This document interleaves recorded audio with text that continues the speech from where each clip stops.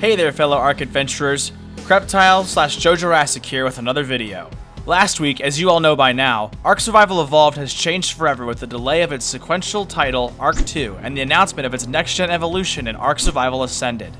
Least to say, Studio Wildcard's deliberation on this news has left the fan base stifled, divided, and more vocal than ever before on the future of this game. The two videos I made on the subject garnered the attention of the Ark community to me more so than ever before, with my channel now having its all-time highest viewed and liked video, and my subscriber count almost doubling in a single weekend. I'm ever so grateful for the larger audience that has amassed before me, and with more of you seeing my content now than ever before, I felt it was time to officially surmise the project I've been creating, filming, and developing for YouTube and specifically for the Ark community for the last 6 months.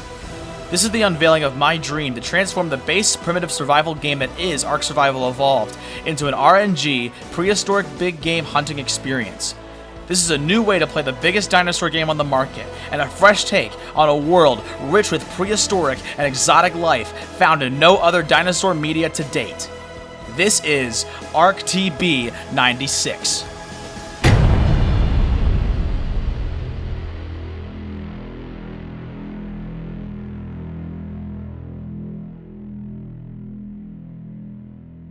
So how do you play? Where did it come from? And what even is this new game mode?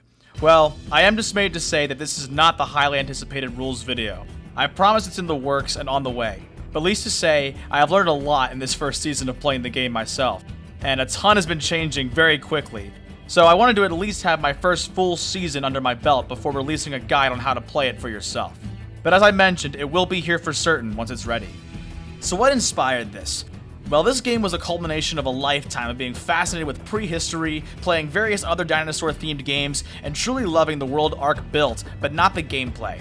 Ark was a game I played back during its initial beta launch. I remember it being my absolute dream game of exploring a vast open world riddled with creatures from a forgotten age that you could tame, weaponize, and battle with friends. It was awesome. But eventually, after playing for years with friends and on my own worlds and multiple servers and playthroughs, I eventually grew dull of the game for its grindy formula and time-consuming dedication. Of course, I messed with settings and private worlds, but the game was just beginning to lose its spark for me. Despite the many DLCs that released over time, I found myself not as enthused with them as I was in the older days. I'd check out the new creatures, items, and worlds that Ark would create, but could never fully invest like I used to. After most of my friends had moved on to other games, I began doing something a bit odd with Ark Survival Evolved. I remembered an old dinosaur hunting app game I played back on my phone as a teenager called Carnivore's Dinosaur Hunter. A game that set you in with chosen equipment on a map of your choice with one objective, to hunt down the target dinosaur species and live. So I began replicating that experience in Ark to an extent. It was rough, but I'd use randomizers to select species and then I'd just look for them in game to hunt them down the best I could. I thought it was fun, but it was far from polished. That was until I saw a YouTube speedrun of Mario 64 that utilized spin wheels to determine their choices. In that moment, everything clicked for me, and I knew how I could make my side game into a full-on Ark Survival Evolved challenge and game mode without currently using any mods. I then found free resources online to create different spin wheels which would randomize my chosen equipment and created a list of the biggest and baddest creatures in Ark, which gave me what I dubbed as the Big 96. This list has gone through several revisions over the course of the hunt so far, because the state and objective of the challenge has adapted and changed with new ideas and inputs from friends and the community around it. But now I had a patented method of getting RNG equipment and randomly assigned creatures to take down. I also put on the idea of a punishment system for losing a hunt, which has all been custom made from both community suggestions and creations of my own. Note that some of these are merely created for the show-like mentality that I've been treating my videos so far. But if this begins to get popularity, I will compose an official list of the punishments this game enacts on its player base. So how does the game work? For starters, there are 96 hunts in a single run, and 8 brackets that are each composed of 12 hunts. Each of these hunts starts off by obtaining the randomly assigned creature for the hunt. After that, the items are also randomly acquired by chance for the player's starting inventory.